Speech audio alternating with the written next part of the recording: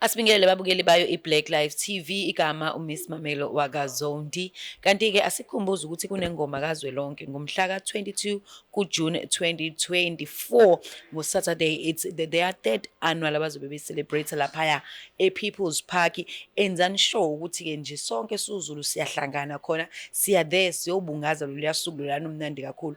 Siyogida nawo wonke ama-artist azobe khona, especially ama-artist awomaskandi sobe sinawo. Kuyobe kugcwele beshiyalana inkundla laphayana kwingoma kazwelonke.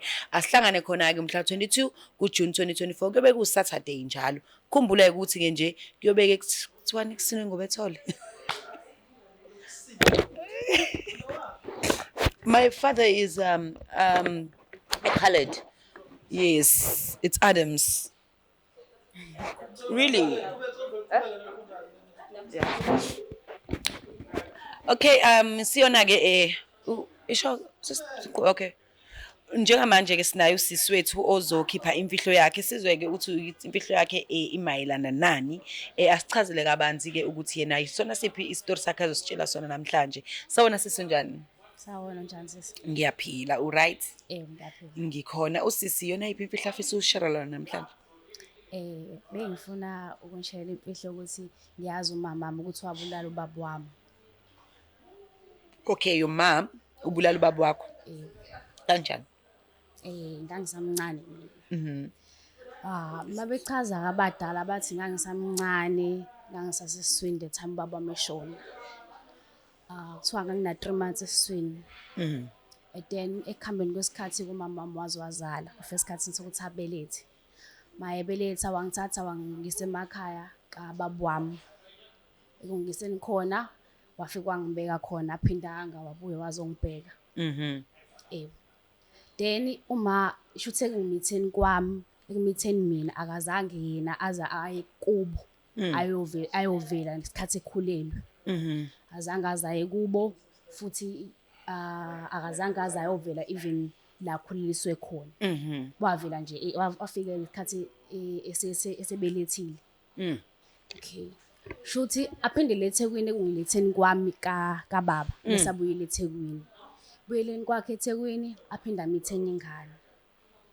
Nakhona kuba kwazi ukuthi usenengane esibili. Yeah. Abelethe. Ahamba yayikubo-ke manje sifika nawo le ingane. Bese shuthi ngicanga ukuthi seshawo nembeza ngoba wafika walikhuluma lonke iqiniso ukuthi unenye ingane ayishiya kwenye indawo. Ngenhlanhla kugogo wami-ke umuntu wama-social worker-ke osebenza nje nento zonompilo kanje kanje. Avena ahambe-ke ayongifuna. Angifuni futhi angithole. Ekungitholeni kwakhe angithathe aloku engivakashisa la kama. Ngisamncane ngaloso sikhathi kodwa ngase ngifunda. Mengifika la ngiyambona uma akangithathi njengezinye ingane. Uyongitreat bad. Ngawukuthi mayefikile mhlawumbe engazi ukuthi ngilandiwe uzothengeni endlini abe ebuza ukuthi yanuka la endlini. Into enukayo la endlini ikhwapha, hamba banogeza. Yabo uzoquka mina ukuthi ngihambe ngiyogeza. Sigcwele siyingane sonke. Avuna aphume nami. Aloke yenza-ke lento yakhe ukuthi mangivakashila ngitreat bad ukuthi ngikhulele kababa, ngikhuliswa ugogo. Aloke yenza lento yakhe ngitreat bad. Abantu beleke bebona-ke abaseduzane osisi bakhe. Nogogo lo ozala yena uma alokhu anembembesa athi hayi uma kuyakuthanda yabo. Mhlawumbe mengabethi osisi bami yini ngathi mekuvala izikole ngengezi la. Ngivashile mhlawumbe kwezinye izihlobo. Nginalento yelukuluku yokuthi-ke phela sengiyazi ngama wami mekuvala izikole nje ngiqonda khona. Ngishona khona. Ngiyahlangabezwa sengiyafona mina ngisho ukuthi ngicela ukuhlangabezwa yabo. Kodwa mami le ngibotha akekho right. Ngize ngarealize manje sengithanda ukukhula. Uthandeni kwami ukukhula uma afika ngitreat bad ngendlela yokuthi angisola ukuthi ngitshontshile. Sibaningi siyingane. Athi mengabe kuvashe obani ngivashe ezinye ingane lana akaze ngilahleke lutho. Caca ukuthi mengabe kukhona mina kuyalahleka izinto. Bese ingiphatha kabi lento ukuthi ngisola ngitshontshe imali ngingakaze ngitshontshe ugogo ngaze ngitshontshele ugogo. Imali yagogo iyaziwa yimina ukuthi ihlalaphi. kodwa ngala ngi-accuse ukuthi ntshontshile. Ngifike kugogo ngikhale ngibuza usigogo umama uthi ngintshontshile mina. Because uma ukwenza ngalendlela ukuthi uyibone ukuthi khulunywa nawe la noma engekazazi akutshene ukuthi bani kodwa uyabona ukuthi khulunywa nawe la. Yeah. Ngiphathe kabi leyo nto leyo ngifike ngimbuza ugogo ngithi gogo kwenzakalani? Kwenzakalani waye umama engangifuni? And then ugogo athi kunzima ukuthi ngikuchazele le story ukuthi kwenzakalani. But manje sukhulile uyadinga ukwazi iqiniso.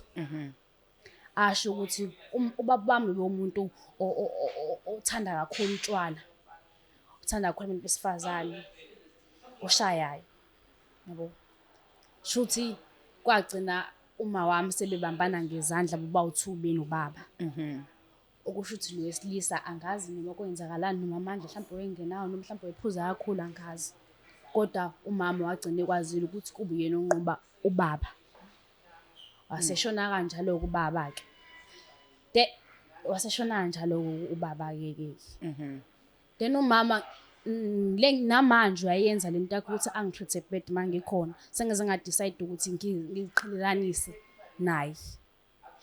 Yena utshentsa angazi iqiniso ukuthi kwenzakalani but mina sengiyalazi iqiniso. So inhloso yami yokuza la bekuthi ngimtshele ukuthi ngiyazi ukuthi akekho umuntu operfect. So bonke abantu banamaphutha. Nobaba wayinamaphutha akhe.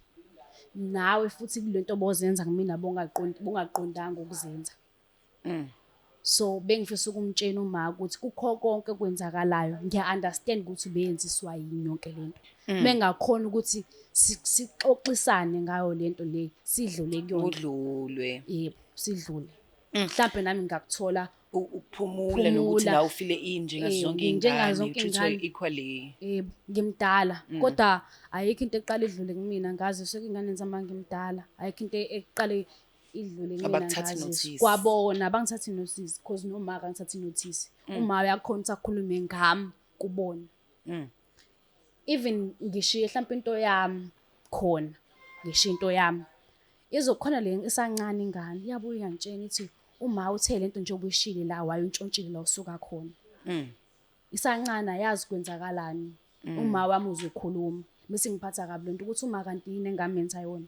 Kanti izenzo zika baba wakho. Kanti izenzo zika baba. Ugogo bemeka sure ukuthi mangisuka mina kuyena kumele ngifike nengubo ezintsha. Ukuze avale isikhala.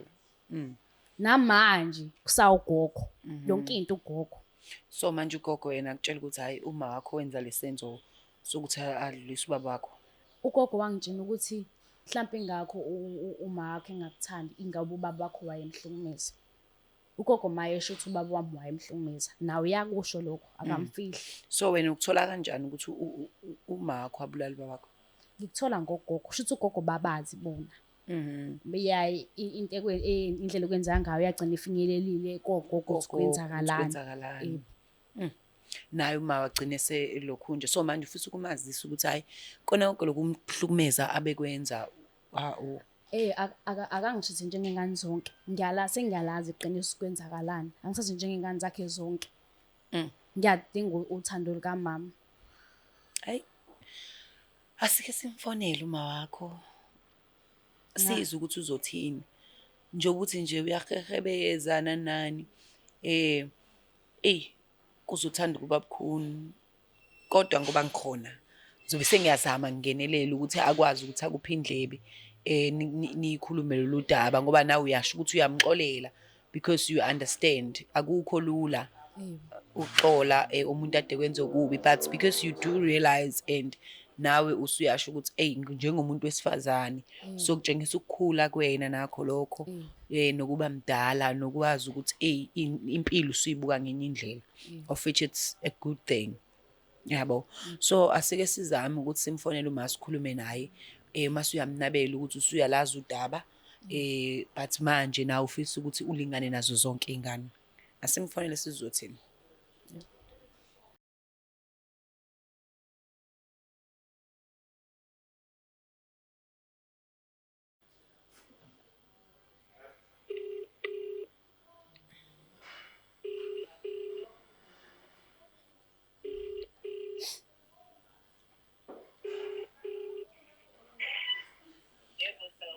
Yebo, sanibona manjani? Ngiyaphila njani? Ngiyaphila ukhuluma noNhlanhla uMamelo wakaZondi lana ngikwi-Black Live TV nginendodakazi yakho la ngiyacabanga ukuthi undodakazi omdala lana-ke sisehlelweni la sithi khona skip iy'mfihlo sike sisize umuntu uma efisa ukuconfessa noma efisa ukutshela umuntu imfihlo enqene umtshela siqu amtshele khona la enkundleni mase sesizama indlela ukuthi udaba luxazululeke mase esekutshelile. Yebo ngani yami ngiyabuzwa. Yebo, so manje-ke bengicela ukuthi angibambele kancane ukuze undodakazi omdala akwazi ukuthi adalule le mfihlo yakhe afise ukuthi akudlulisele yona.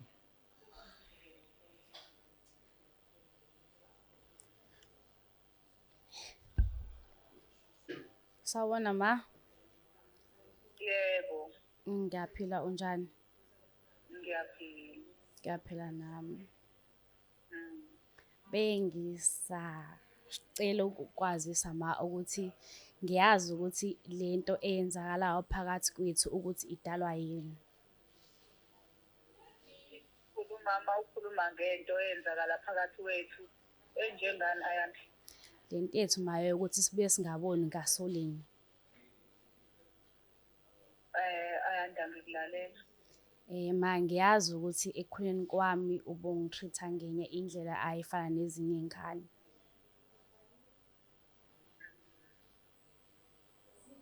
So bengicela ukuthi lento eyenzakala phakathi kwethu manje iphele because iqiniso sengathola lokuthi kwenzakalani kahle kahle phakathi kwakho nobaba.